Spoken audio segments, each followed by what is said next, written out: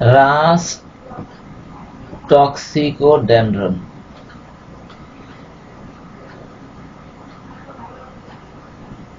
মানে সংক্ষেপে এই ওষুধটাকে সবাই রাস্টক্স নামেই জানে। এটা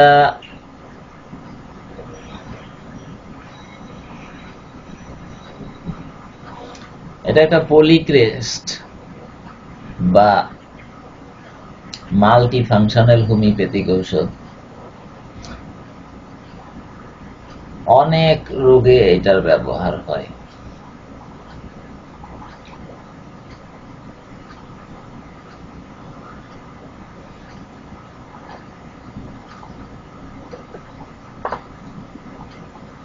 রাস্টক্সের উৎস হইল উদ্ভিদ, একটা গাছ থেকে, গাছের রস থেকে এই ওষুধটা তৈরি করা হয়। রাস্টক্সের মূল বা প্রধান লক্ষণ হইল নড়াচড়ায় আরাম পায়। যে কোনো রোগ হোক, রোগী চুপচাপ থাকলেই তার রোগ বেড়ে যায়, বরং নড়াচড়া, হাঁটা চলা, উঠা বসা এইসব করলে সে আরাম পায়, তার কষ্ট কমে যায়। এইটা হলো রাস্টক্সের প্রধান লক্ষণ। রাস্টক্সের আরেকটা প্রধান লক্ষণ হইল রাতের বেলা বাড়ে অথবা বর্ষাকালে ভিজা আবহাওয়ায় বাইরে যায়, রোগ বাইরে যায়। শীতকালে ভালো থাকে।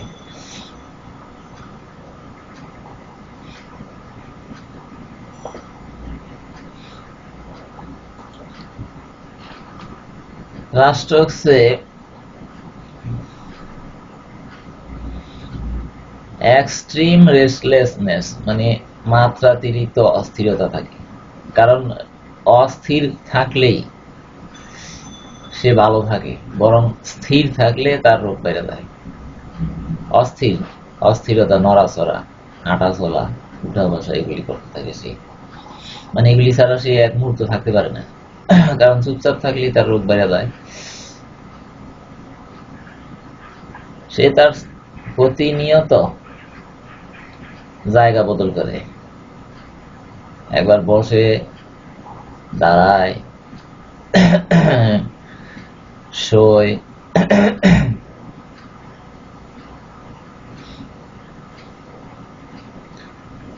রাতের বেলা তার অস্থিরতা আরো বাইরে যায়, কারণ রাতে তার রোগ বেড়ে যায়।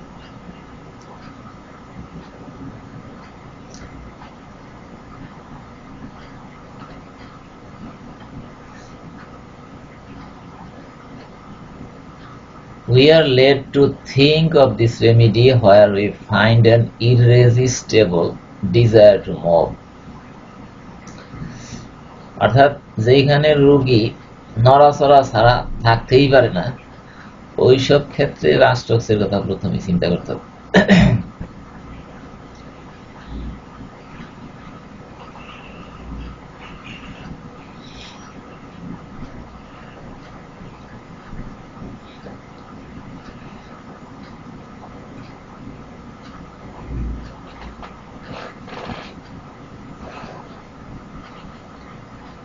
একজন হোমিও চিকিৎসা বিজ্ঞানী রাস্টক্সকে সবচেয়ে বেশি ব্যবহার করতেন ইরাপটিভ ডিজিজে, অর্থাৎ ফোসকাওলা, চর্মরোগে, প্যারালাইসিস এবং প্যারালাইসিসে বা পক্ষাঘাত,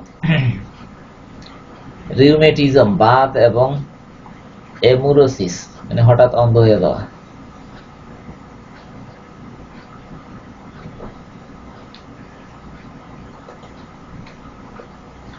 তো রাস্টক্সকে সবচেয়ে বেশি ব্যবহার হয় এটা বাতের সমস্যা বা ব্যথা, বিশেষ করে মাসেল বা জয়েন্টের ব্যথা। হোমিওপ্যাথিতে বাতের বা ব্যথার দুইটা প্রধান ওষুধ হইল ব্রায়োনিয়া এবং রাস্টক্স। ব্রায়োনিয়ার লক্ষণ হইল নড়াচড়া করলে রোগ বেড়ে যায়, আর রাস্টক্সের লক্ষণ হইল নড়াচড়া করলে রোগ কইমা যায়। এই দুইটা মূল লক্ষণ আমাদেরকে মনে রাখতে হবে।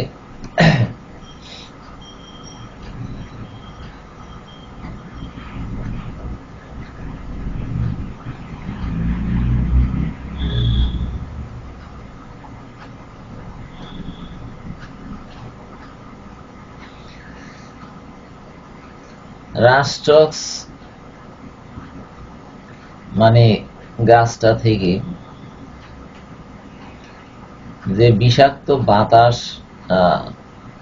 বা বা যে বিষ বাতাসে ছড়ায় পড়ে, এটা দেখা গেছে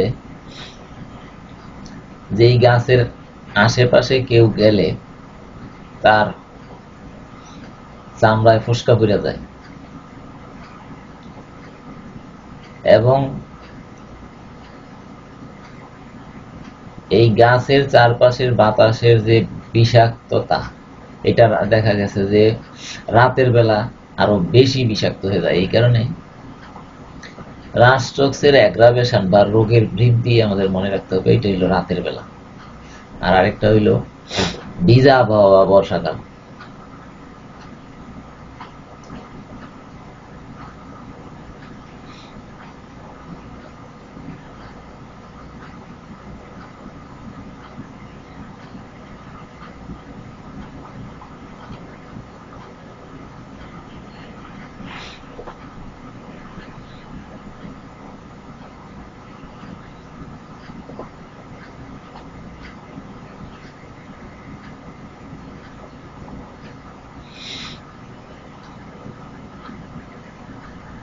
সাধারণত ডার্মাটাইটিস, একজিমা, তারপরে ইরিসিপেলাস,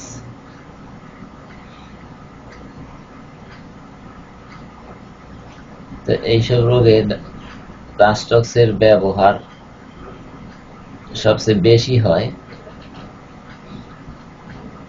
তো ইরাপটিভ ডিজিজে বা চর্মরোগে রাস্টক্সের প্রধান লক্ষণ হইল পানিওলা ফোস্কা উঠে, চামড়ার উপরে পানিওলা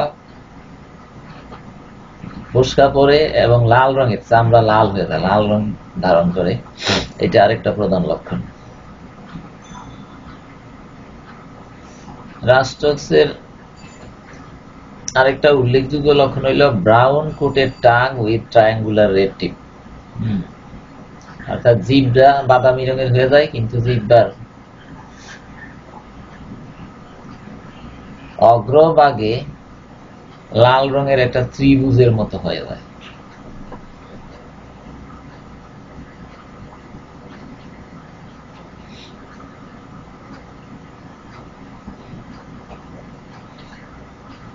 তো রাস্টক্স ঔষধটাতে পিরিয়ডিসিটি আছে, অর্থাৎ এটার রোগটা একটা ঘড়ির কাটায় কাটায় একটা টাইম মেনটেন করে আসে আবার যায়, প্রতিদিন বা মাসের নির্দিষ্ট একটা সময় এরকম। আর এই কারণে অ্যালেনের মতে রাস্টক্স ছিল একটা অ্যান্টিসেপটিক ওষুধ।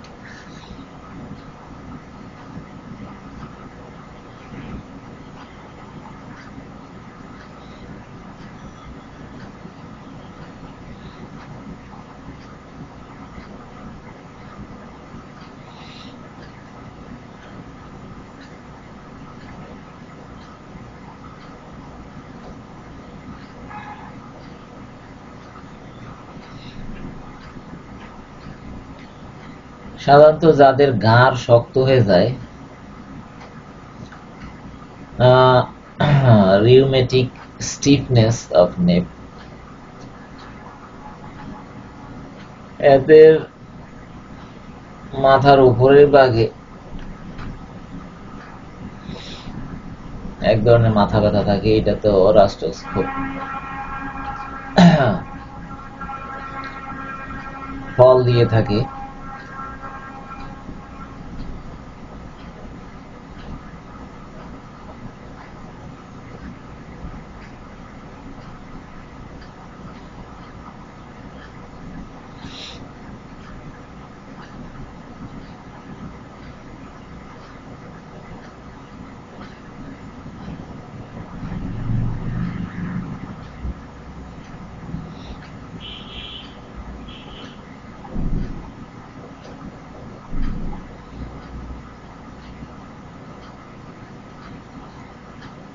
রাস্টক্সের প্রধান ব্যবহার হইল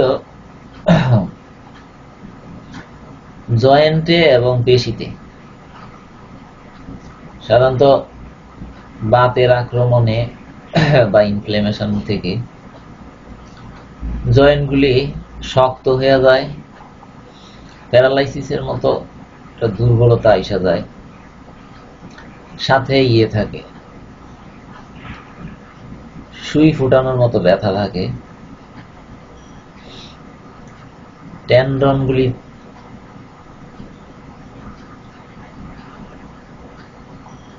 মাসেল এবং টেন্ডন দুই জায়গাতে এগুলি হইতে পারে।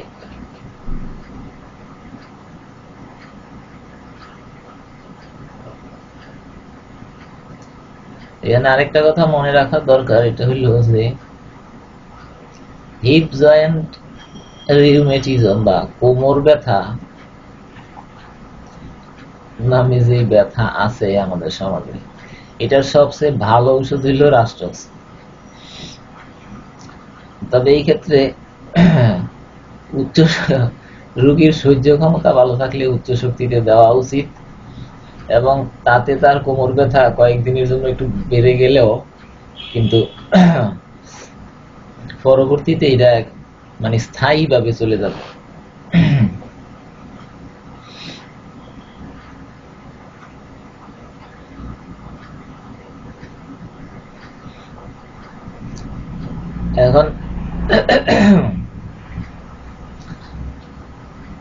এখন রাস্টক্স আর ব্রায়োনিয়ার লক্ষণের পার্থক্যটা আমাদেরকে একটু গভীরভাবে মনে রাখতে হবে। এটা হইল যে ব্রায়োনিয়া যত নড়াচড়া করবে রোগী, তার রোগ তত বাড়তে থাকবে। আর রাস্টক্সের রোগী হইল নড়াচড়া করলে প্রথমে বাড়বে, কিন্তু যত নড়াচড়া করতে থাকবে তার রোগ তত কমতে থাকবে। মানে একটু নড়াচড়া করলে এটা ব্রায়োনিয়াতেও বাড়তে পারে, এটা রাস্টক্সেও বাড়তে পারে। কিন্তু কথা হইল যে যত নড়াচড়া বেশি করতে থাকবে ব্রায়োনিয়াতে তত রোগ কমতে থাকবে, বাড়তে থাকবে। আর নড়াচড়া যত করতে থাকবে, যত বেশি করতে থাকবে রাস্টক্সে তার রোগ তত কমতে থাকবে। এই দুইটা মূল লক্ষণ ব্রায়োনিয়া এবং রাস্টক্সের আমাদের মনে রাখতে হবে, নাইলে এটার প্রয়োগে আমাদের ভুল করাটা স্বাভাবিক।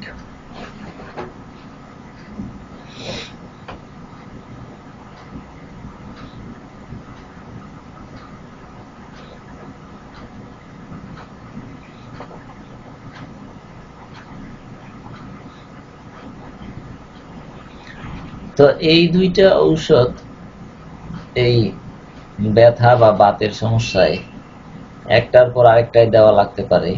হয়তো যতক্ষণ ব্রায়োনিয়ার লক্ষণ ছিল ব্রায়োনিয়া দিলেন, ব্রায়োনিয়ার লক্ষণ চলে গেল, আবার রাস্টক্সের লক্ষণ আসলো। তো এই ক্ষেত্রে দ্বিধাদ্বন্দ্ব করার কোনো দরকার নাই। রাস্টক্সের লক্ষণ আসলে আবার রাস্টক্স দেন, পরবর্তীতে যদি আবার ব্রায়োনিয়ার লক্ষণ আসে তাহলে আবার ব্রায়োনিয়া দেন। এনিমের মতে এই দুইটা ঔষধ হইল যমজ বোনের মতো, অ্যান্টাগনিস্টিক সিস্টার রেমেডি।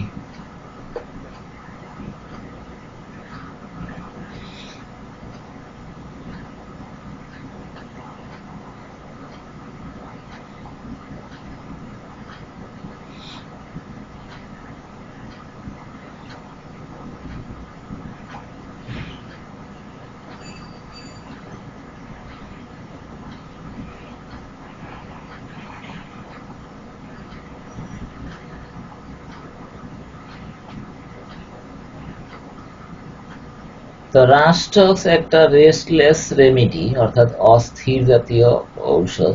এটা অ্যাকোনাইটের এবং আর্সেনিকের মতো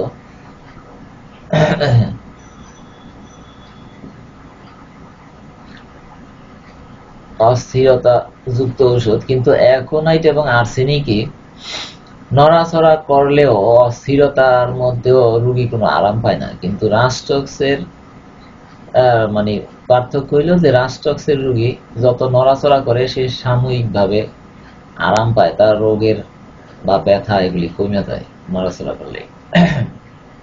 কিন্তু অ্যাকোনাইট এবং আর্সেনিকও অস্থিরতাযুক্ত ঔষধ, কিন্তু ওই দুইটার ঔষধে রোগী নড়াচড়া করে কিন্তু নড়াচড়া করলেও তার কোনো আরাম হয় না।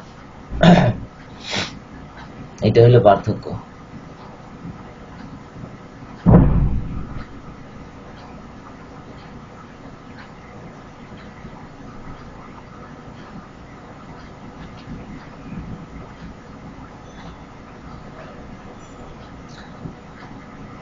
তো অভিজ্ঞতায় দেখা গেছে যে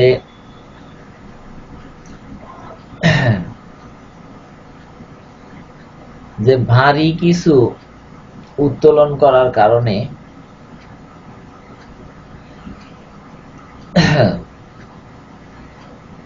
পেশিতে বা টেন্ডনে অনেক সময়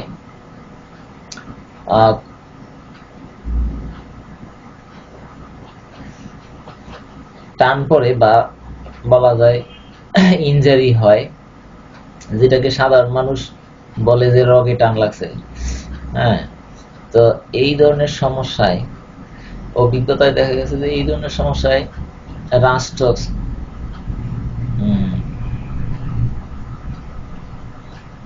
খুবই দ্রুত রোগীকে আরাম দেয়।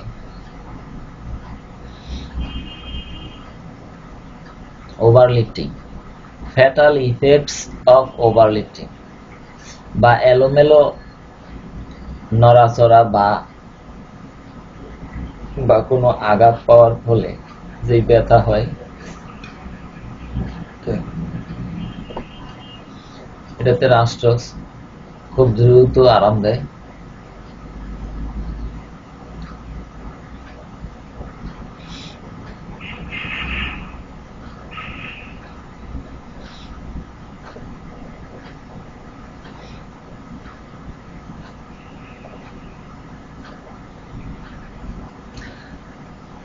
সাধারণত নিউরালজিক পেইন এবং ইরাপশন, এই দুইটার মিলিত রূপ হইল হারপিস জস্টার, এবং এই হারপিস জস্টারের একটা শ্রেষ্ঠ ওষুধ হইল রাস্টক্স। এই জিনিসটা আমাদেরকে মনে রাখতে হবে, কারণ এই দুইটা লক্ষণই রাস্টক্সে আছে। একটা হইল মানে খোঁচা মারা ধরনের ব্যথা, আর একটা হইল ইরাপশন, চামড়ায় ফোস্কা।